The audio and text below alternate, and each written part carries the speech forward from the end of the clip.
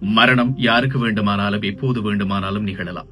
இந்த காணொளியை நீங்கள் இப்போது பார்த்துக் கொண்டிருக்கின்ற போது நிச்சயமாக உங்களுக்கு அதிர்ச்சிகரமாக இருக்கும். சில பேருக்கு பயமும் ஏற்படும். எங்களுடைய உடல் ஆரோக்கியம் குறித்து நாங்கள் எந்த அளவுக்கு கவனமாக இருக்க வேண்டும் என்பதற்கு இந்த காணொளி ஒரு சாட்சியாக அமைந்திருக்கிறது. என்ன நடந்திருக்கிறது என்று சொன்னால், இந்தியாவிலே இருக்கக்கூடிய ஒரு உள்ளூர் கிரிக்கெட் போட்டி.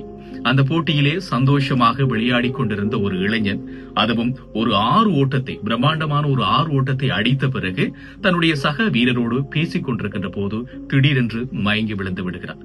அங்கே இருக்கக்கூடிய எல்லோரும் பயந்து போய் என்ன நடந்தது என்று சொல்லி சுதாகரிப்பதற்குள்ளே அவருடைய உயிர் பிரிந்து விடுகிறது. அருகில் இருக்கக்கூடிய வைத்தியசாலைக்கு அவர் உடனடியாக கொண்டு செல்லப்படுகிறார்.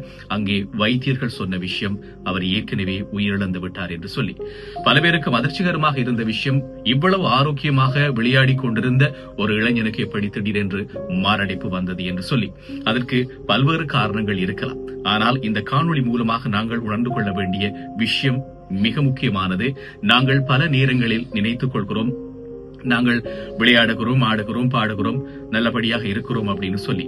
ஆனாலும் எங்களுடைய உடல் நிலை குறித்து, ஆரோக்கியம் குறித்து நாங்கள் எந்த அளவுக்கு கவனம் எடுத்துக் கொள்கிறோம் என்பதுதான் மிக முக்கியமான விடயம்.